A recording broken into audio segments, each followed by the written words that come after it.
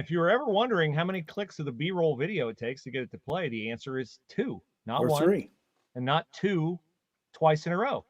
I'm Bruce Hooley. He's Sonny Folks.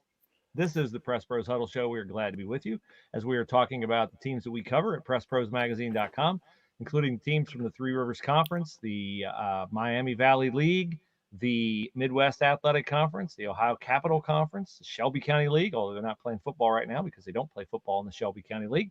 And we're happy to be with you and to have you here. And we are, as Mr. Folks is about to tell you, able to join you tonight through the magic of our friends at Skynet Internet Services in downtown Piqua, Ohio. Right here where I'm sitting in the opulent studio, as you can see, with the Press Pros banners in the background. If you live out in the country and it's as simple as this and you have crappy internet, there's no reason to have it. You know, I had bad Wi-Fi through, I'm not going to lie to you, HughesNet and some other people. I've tried everything over the years until I met Craig Grissom. He says, I think I can help you, and he did. So if you have bad Wi-Fi and you're living with it, well, that's shame on you, because that's one call to 773-0998. And if you're trying to get decent internet, if you want to work from home, if you got kids trying to do homework, if you want to stream, if you want to watch the NFL, if you can find the NFL on whatever streaming device it is, have you noticed that yet? You know, it's just one more thing to pay for if you want to watch an NFL game. You got to download this app and that app and another app. Well, you can do that if you've got Skynet. Give them a call, 773-0998. They not only service Miami County here, where Piqua is, but if you live in Shelby, Auglaize, Mercer, Dark, Champaign, they go outside the city limits, well outside the city limits, and they can hook you up to better Wi-Fi from anywhere. Give them a call, 773-0998. That's Skynet in downtown Piqua. Mike and Craig Grissom. We couldn't do it without them. We literally could not do it without them. That is right. We'd have the spinning hourglass. Yes. At the top of the show, before we get into some of our matchups and the performances last week, I just want to allow for the possibility that there might be some people out there who are wondering why I look like I ran into a barber with a insatiable desire to cut my hair. I'm recovering from a little surgery to take out a brain tumor. I'm doing great. You guys don't have to stress about my future, because I'm certainly not, but I am hoping that I can be back on the sidelines or in a press box by the playoffs. I will notice that I'm sharp in a lot of ways mentally, more so than I was before, but the multitasking has not come back, and the other things, the noise outside of my general focus is a little bothersome to me at this point, but I expect all those things to change and be back out and writing, because I love the high school football playoffs. We, of course, are treated to excellent football in our coverage area. And Sonny, we have so much excellent football in our area that we have people from outside our area who want to know how excellent is the football. Yes. Yeah, in fact, we didn't get into this last week because we kind of ran out of time. But, I mean, for the last 2 weeks, really starting with about week 5, and I've written about this on the website, there are people from all over the state of Ohio that start writing in, particularly from Northeast Ohio. And I think that's the Kirtland phenomena. Yeah. In recent years, Kirtland, certainly Warren, JFK, there in Trumbull County, where Warren, Ohio is, because they played New Bremen 2 out of the last 3 years and got spanked.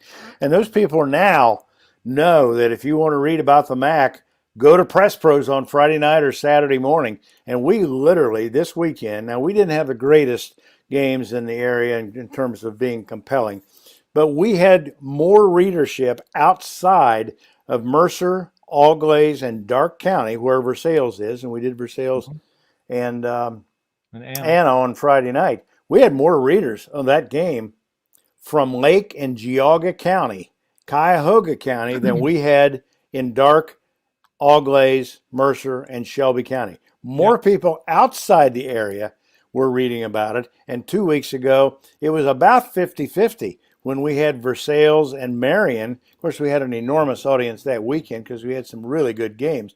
That was Troy Piqua as well. But it was about 50-50 from people in Northwest and Northeast Ohio wanting comparisons. And now they're writing in this weekend, and we got some really good letters from people as far south as Ironton, who wrote, Doug, who wrote and said, how would you compare Coldwater? How would you compare with Ironton, head to head?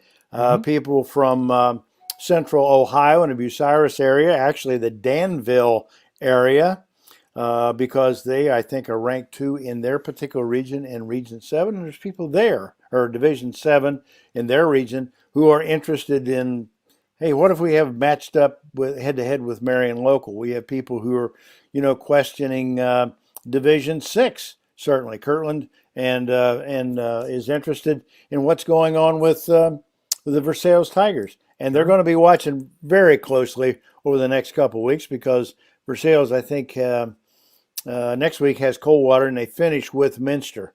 So, but certainly Coldwater has got some compelling games that I know people in Orange County are going to be watching this particular week. So if we have time a little bit later on, Bruce, we'll go over what happened on Friday night and talk a little bit about that first. But if we have time at the end of the show, I'll give you some. I spent some time yesterday, as I told you before you pushed the button to go on, spending a couple of hours just looking at comparative schedules. And I think you can draw a lot from teams and the strength of schedule that they play. Southern Ohio, Northern Ohio, West Central Ohio. And if we have time, we'll talk more about that then.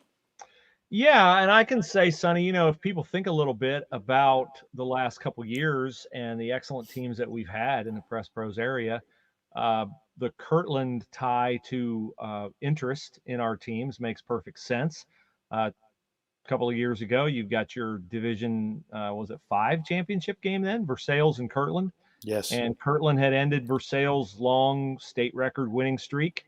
The Versailles Tigers took that very, very seriously. They wanted to get their superiority over Kirtland back. The similarities between the outstanding jobs that Tim Goodwin, and congratulations to Coach Goodwin on his 300th win at Marion Local, the similarities in the way that Tim Goodwin and Tiger Laverty at Kirtland have built their programs.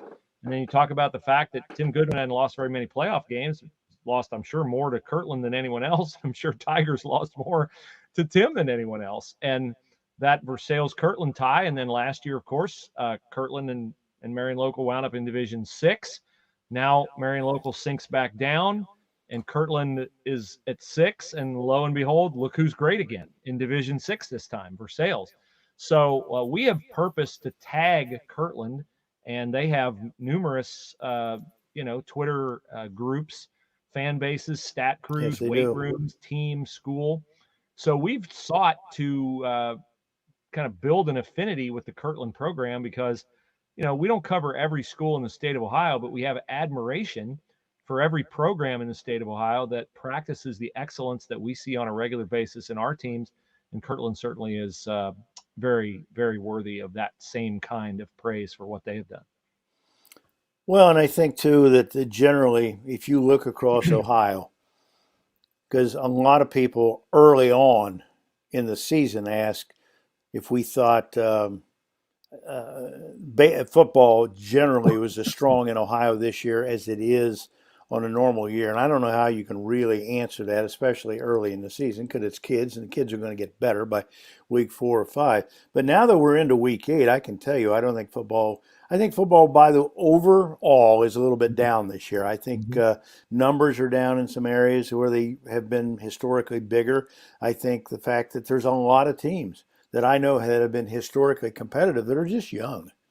And the cycle has hit them a little bit. That goes back to the numbers.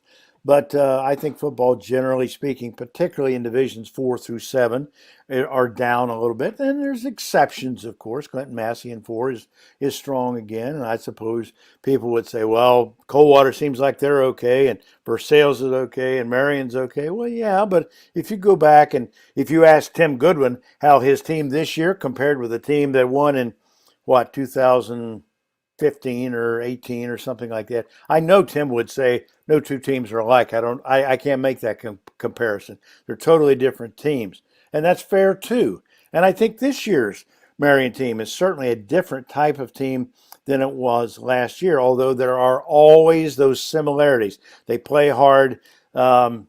it's just the way that they're taught. They're ingrained. Football there is imprinted upon them in a particular style of competition, and it means a lot there. And there's a work ethic there. And I think two things that Tim has going for him that other schools don't. He literally has the little brothers of the bigger brother or the bigger Yeah. brother who won it back in 2000 and 2002 and right down the line. Now, very soon, he's going to have the sons of kids who played for them when they won their first titles. So Yeah. that legacy thing kicks in. And you can't say enough about 6 weeks of extra practice at the end of the year. When you're going to the state finals every year and you have 5 and 6 weeks of extra work to carry forward into the next following season with the young kids that are going to play next year because you're losing some seniors.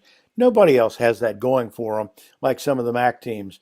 Coldwater's had that over the years when they won 4 in a row, and certainly Marion. So, those things have to be considered. But generally speaking, I think what Tim says is correct.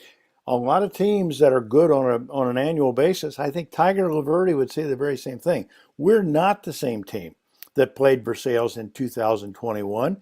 We're certainly not the same team that played Coldwater back in 2011 or 12. So the times change, the teams change. Coaches always talk about you got to play a style that works for the group and the type of kids that you have. All those things have to be considered. Well, and I think what we see are a less number of programs at each level that are consistent programs. But when you have a consistent program, they have a lot of the same qualities. The qualities that make Kirtland great will make Marion Local great. A little different dynamic at the very, very top with St. Ed, because there are always going to be people who are suspicious of a big public school recruiting. But you can find some teams in mid-level divisions, your Clinton Masseys, your Bloom Carrolls, Ironton would be a team like that. That they just have the consistency in the way they attack things, and that builds that pride. I mean, I remember, Sonny, 2 years ago when Marion Local took down the team in green. That was the day that Marion just passed it. Was it Newark Catholic? I think Newark Catholic, yes. Title game. And, the vivid image that I have in the aftermath of that game was an exuberant Peyton Oddie running down the length of the Marion Local fan base, high-fiving little kids who Peyton Oddie said later he was one of those kids years ago when Tim Goodwin started his streak of record state titles. And that's a powerful image. You and I had breakfast with our friend Tim Beckman downtown last year before the title game, and we see young families from Maria Stein, and they're there with their sons and their daughters in their gear. And those young men are dreaming of playing for Tim Goodwin and playing for a championship someday. And then they ascend, they get on the cusp of things. And Justin Knopf last year got to throw a touchdown pass in one of the ends of their walkovers on their way to the state title. And now here he is out there leading the Flyers on the field. And so that's what tradition is. When people talk about tradition, there's a reason why it's important, and we see it play out with so many of the teams that we're privileged to cover. Yeah. Well, you're absolutely right, and it's going to be an interesting. Now, these next 2 weeks, I don't think it's this week. I think this week is a week where the games are going to be characterized. I was going through the Friday night picks yesterday afternoon. As you know, I do that on Sunday. And this week, games are characterized by teams getting their final tune-ups before the 2 games that are going to determine their year. One, teams like West Milton that will end up playing Riverside for either a share. One of those teams is either going to have the outright title in the Three Rivers Conference, or they're going to share it. And I think are we 3 years into that? I think we're 3 years into that now. Yeah. Yep, and you sure are. And so this is a week. This is like what they would call on the PGA Tour moving day, because you want to position yourself this week to be firing on all cylinders next week. There are no mistakes. We have to be mistake-free in week 9 and week 10, because not only are the titles for the leagues, which I think are tremendously undervalued anymore. I don't care what coaches say. Everybody's got their eye on their seeding position for the playoffs. And the second thing, of course, is how high can you get ranked in that particular region? You want to be in that 1 through 4 because you want to end up playing 12, 13, 14, 15, or as low as 16. You want to guarantee yourself at least 2 games come the playoff. Well, to do that, you want to win on week 9 and 10 and be seeded as high as possible. Yeah, and that's where it really becomes tough on Coldwater. And I don't know how they cycle the schedule in the MAC, but it strikes me that in the years here recently that I've been involved with Press Pros covering the MAC, that Coldwater has a habit of playing Versailles and Marion Local back to back, and actually New Bremen, which the Cardinals are not what they have been, but that's not been a tough nut. That's not been an easy nut to crack recently with Chris Schmidt winning 2 state titles in the last 3 years either. And there can be, it's easy to say, well, that's not fair. You make Coldwater play the best in the league right back to back at the end of the year. But if you have a young team, and Chip has had a young team in the past, and he's gotten some time to develop those guys in the beginning of the year where maybe you don't suffer a loss. But it is, we marked about schedule earlier. Nobody's going to be impressed this week by the fact that, Coldwater is at New Bremen. With New Bremen suffered what to me was a bit of a surprising loss at St. Henry last week. But then Coldwater is going to finish up with Versailles at home and Marion Local on the road. And you look at Coldwater right now, Sonny, they're ranked very high in the state. They're 7-0. They're number 5 in their region. They're number 5 in their region. So there's a reflection, on joeitel.com of what the computers think of Coldwater's schedule, which to me is a little bit strange because didn't they beat Bellefontaine and a guy who's committed to Ohio State? Everybody That's in the country right. won. Yep, that's right. We saw Wapakoneta earlier in the year, and I thought Wapakoneta was a super football team. And I think that, people always talk about scheduling, as I talked about a moment ago, and who plays who, and how do you compare how good, say, Ironton would be compared if they were to play Marion Local. Marion Local has been involved in the 2 most compelling competitive scenarios I've seen this year.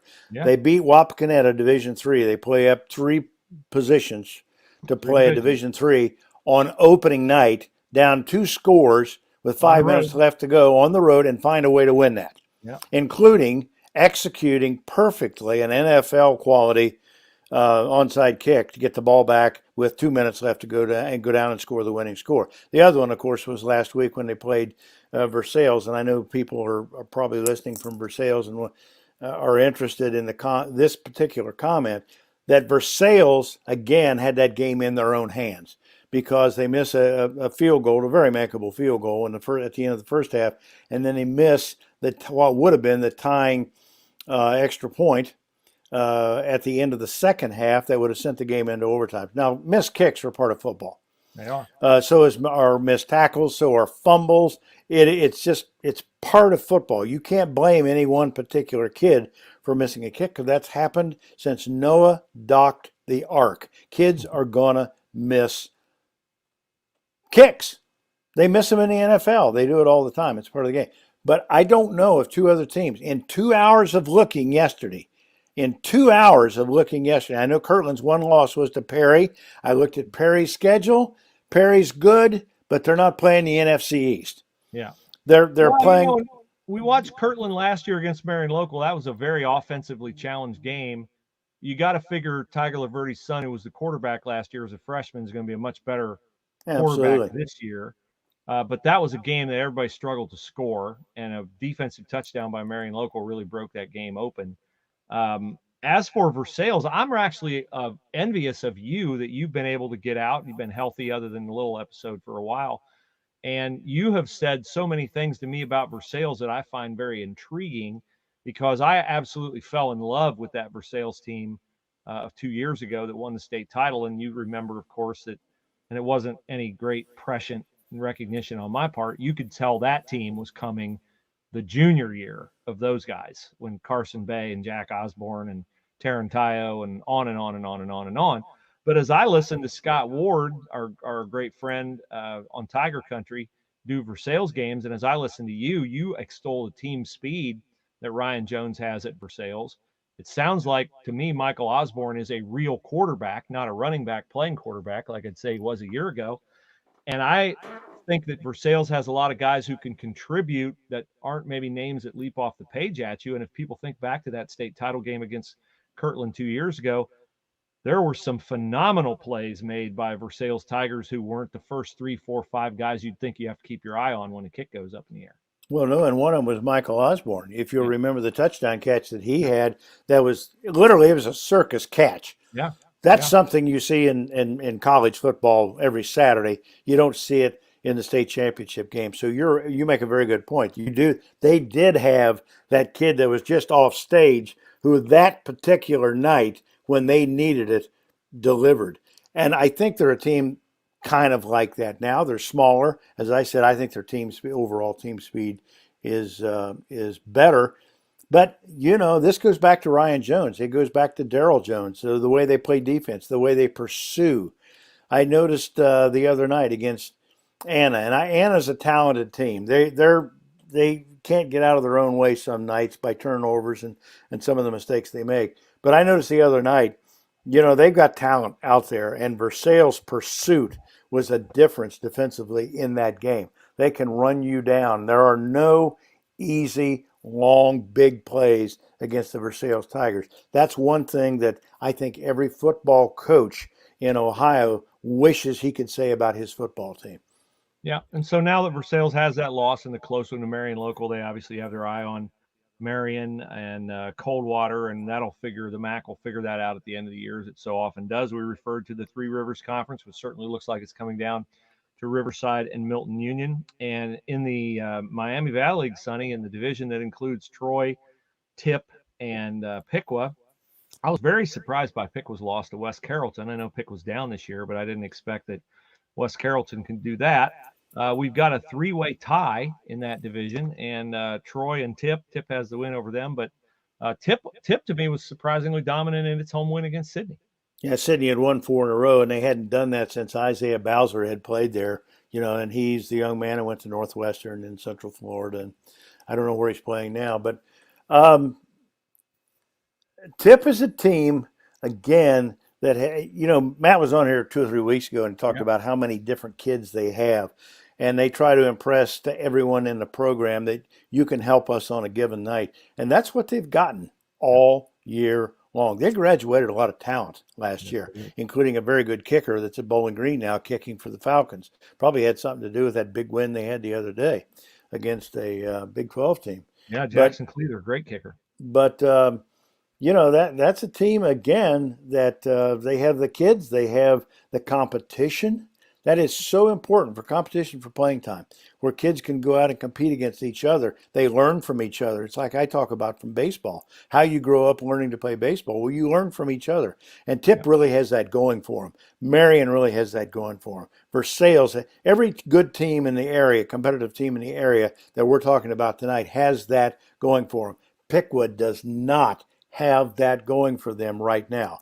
The numbers are down there. The cycle is down there right now. It's not a matter of coaching, although I hear people say, is the system old? Or are they trying to do things they did when Justin Him was quarterback?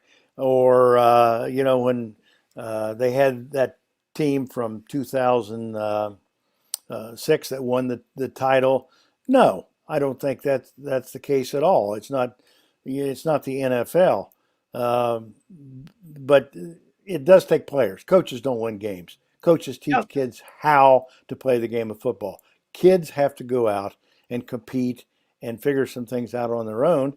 And the sooner they do that, the more often they win. And, right now, I think Bill's got a situation there where he's teaching kids that have never seen the bright lights before on Friday night how to go out and not get blinded by the lights. Well, and the thing that I would say to fans is that, and this became very obvious to me over the last few days over the weekend. I'm on some medication that keeps me from sleeping, so I was up watching the Ryder Cup live, and I was stunned by how horribly bad the analysis is in a big event like the Ryder Cup. And they kept talking about how there's a lot of golf left and a lot of golf left, and a lot of golf left, and I'm like, that's just a lazy thing you say when you're getting your tail kicked, And I think about I don't want to be that way, but I look at a team like Tipp, and the thing that I would say about Tipp is that it looks to me like Matt does a great job with in-season improvement in individual players. I mean, when we were at this point last year in the season, I don't think you and I saw Tipp as a state semifinal team, but Tipp improved on a weekly basis. And I'm not saying that Tipp improves on a weekly basis more than Marion Local, more than Coldwater, more than Troy or any other team. I'm saying last year I noticed that improvement more. And that's a tribute to a coach. A coach wants, that's where numbers help you, because that competition drives those players to keep their job. And in the effort to keep their job, the collective keeping of a job by each individual player, it raises the entire qualitative performance of the team. We saw that happen with Tipp last year, and we don't know who that team will be this year. There might be a team like that this year. Could be Versailles, maybe it's Marion, maybe it's a bigger school. We don't know. But that continual lust for more improvement within a season, more so than just, well, these are the guys we got. We're going to throw them out there in September and hope by the end of the year they're really good. You know, you can sometimes find surprising guys who can contribute to your team as the season goes along because of that intra-squad competition that you have. I remember something Dan McSorley, who's the coach at Clinton Massey, said to me about 4 or 5 years ago when they came to Coldwater one night and got their tail kicked. And I asked him after the game, just to give me just tell me what happened here tonight. What did we watch? What did we see from your perspective? He said, when you practice well, you play well. And when you don't practice well, you don't play well on Friday night. We didn't practice well this week. Now, he said to practice well, and he went through he laid it out for me. He said to practice well, you have to have the requisite numbers. You have to have that competition. You've got to have kids out there with a burning desire who want to be on the field on Friday night. You got to push somebody. And we didn't push ourselves this week in practice. So we came out tonight and we got our tail kicked by a Coldwater team that obviously for years there, they've dressed 70, 75, 80. They're a little bit down this year. They'll be back soon. But when you've got 80 kids in your program, when you've got 6 extra weeks of practice at the end of the year like that, like we talked about before, well, you're going to practice better. And when you practice better, you're going to play better. And that's what's going on right now at Tipp City. They've got enough kids there. I've watched their practices. Their practices aren't like they used to be when Chuck Asher was at Piqua or Steve Nolan was at Troy in the early days when you were at the Troy Daily News, and they were out there banging heads on Monday, Tuesday, Wednesday, and Thursday to get ready for Friday night to get tougher.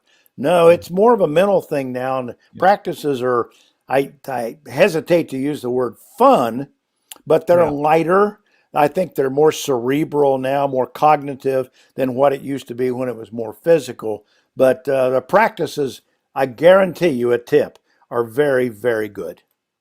Well, and two, you can practice can help you become a team that kind of figures things out when you're forced to figure it out. And that case scenario leaps to mind is Minster, where they're now without Brogan Steffi, and now James Niemeyer's had a couple weeks to practice. They toughed out a win over St. Henry with Niemeyer taking the reins for the first time, and now you see Seth Whiting and Minster kind of starting to catch their stride a little bit. They're kind of figuring out what James Niemeyer's strengths are and what their collective strengths are without Brogan Steffi with the broken arm. And so it'll be interesting to keep our eye on Minster as they go, because James Niemeyer is a great athlete, and he's just going to keep getting better and better there at quarterback.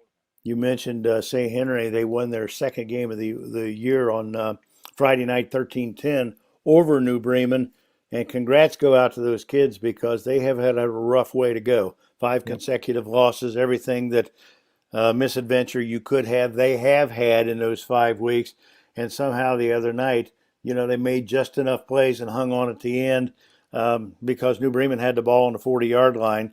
4th and 4 to extend the drive and go down and maybe score the go-ahead touchdown. They found a way, I think, to get pressure on the quarterback and either sack him or knock the ball down or something. Made a play and give themselves a chance for that second win of the season. That was a big win for those kids at St. Henry.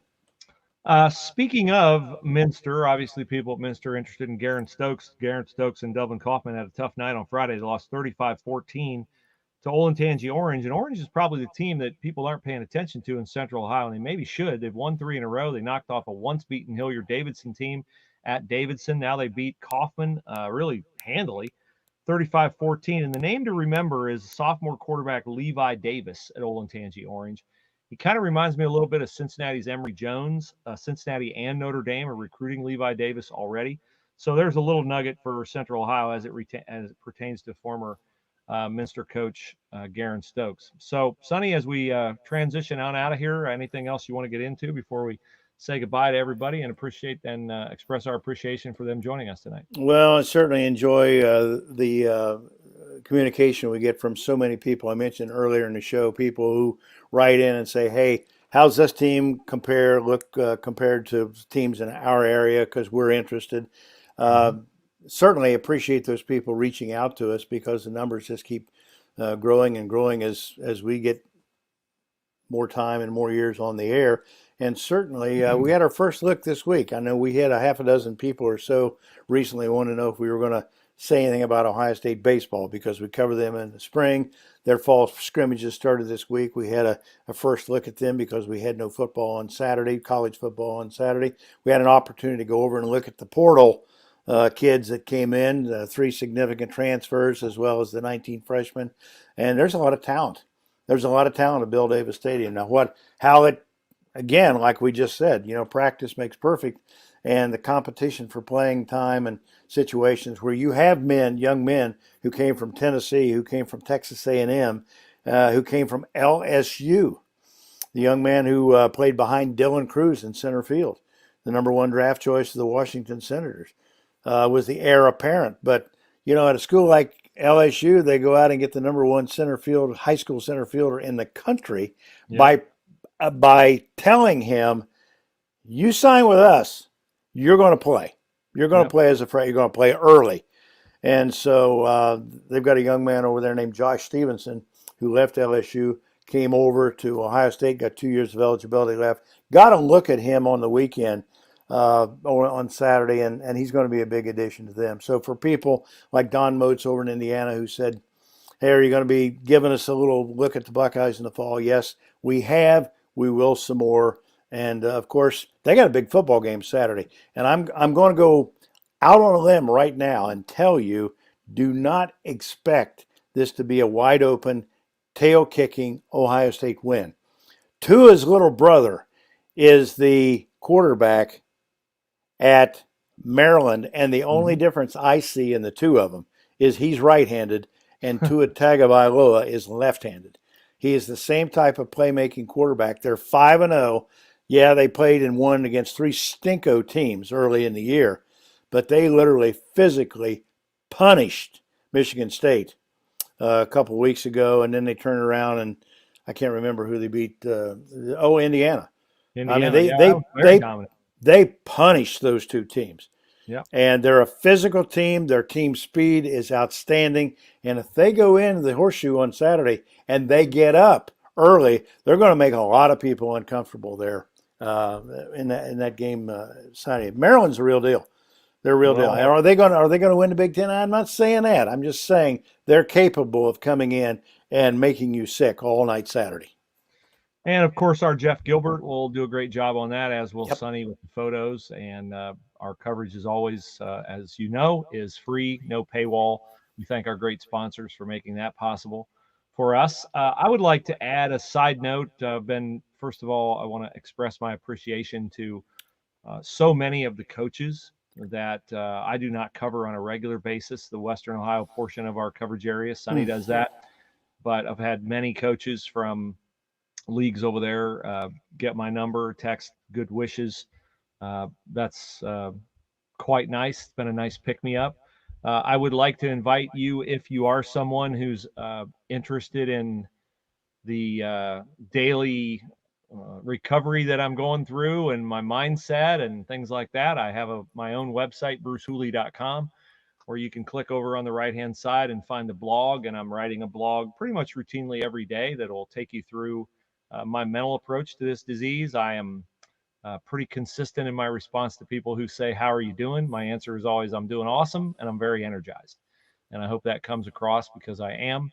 So I would be honored if you would read the blog every day. And I believe tonight, when I finish this show, my wife and I are going to do a little maintenance on the website and offer a subscribe button so you can get that blog sent to your to your own email inbox automatically every day. I'd be honored to have you read it and interact with it, and just appreciate all you guys. You guys all know I love high school sports, particularly because I love the values that high school sports entail. And I have not said this on the air, and I'm probably embarrassed Sonny saying it, but what he has built at Press Pros in 13 years has been really remarkable for what it has done to extol virtues that I think are healthy for our society. And going forward, when you are, as I said, awesome and energized, you want to focus on the things that you think can make a difference in lives. And I think that sports is one of the things that can do that. It's not the only thing, but that's our realm, and that's where we're going to continue to channel our efforts.